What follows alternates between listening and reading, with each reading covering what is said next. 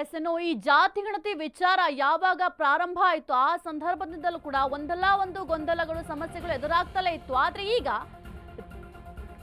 ಜಾತಿ ಗಣತಿಯ ವಿಚಾರಕ್ಕೆ ಸಂಬಂಧಪಟ್ಟಂತೆ ಎಡವಟ್ಟು ಕೂಡ ಮಾಡಿಕೊಂಡಿದ್ದಾರೆ. ಸೆಪ್ಟೆಂಬರ್ 22ರಿಂದ ಜಾತಿ ಗಣತಿ ಆರಂಭವಾಗಿತ್ತು.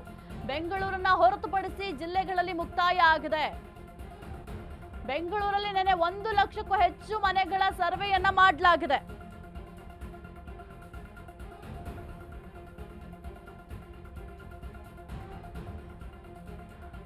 ರಾಜ್ಯದಲ್ಲಿ ನಾಳೆ ಜಾತಿ ಗಣತಿ ಸಮೀಕ್ಷೆ ಮುಕ್ತಾಯ ಆಗುತ್ತೆ. ಸೆಪ್ಟೆಂಬರ್ 22ರಿಂದ ಈ ಒಂದು ಜಾತಿ ಗಣತಿ ಆರಂಭ ಆಗಿತ್ತು.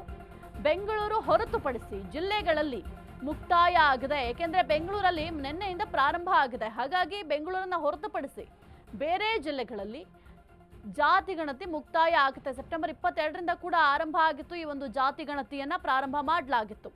ಇನ್ನು ಉತ್ತರ ನಗರದ ಪಾಲಿಕೆ 31,362, ದಕ್ಷಿಣ ನಗರ ಪಾಲಿಕೆಯಲ್ಲಿ 16,445 ಸಮೀಕ್ಷೆ ಮಾಡಲಾಗಿರುವಂಥದ್ದು. ಪಶ್ಚಿಮ ನಗರ ಪಾಲಿಕೆಯಲ್ಲಿ 40,112,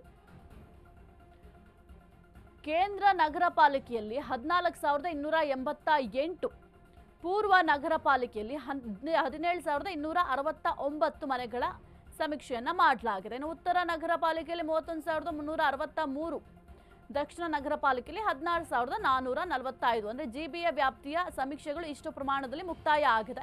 ಇನ್ನು ಬೇರೆ ಬೇರೆ ಜಿಲ್ಲೆಗಳಲ್ಲಿ ಸದ್ಯಕ್ಕೆ ಸಮೀಕ್ಷೆ ಮುಕ್ತಾಯ ಆಗಿದೆ. 1,19,477 ಮನೆಗಳ ಸಮೀಕ್ಷೆ ಕೂಡ ಮಾಡಲಾಗಿದೆ.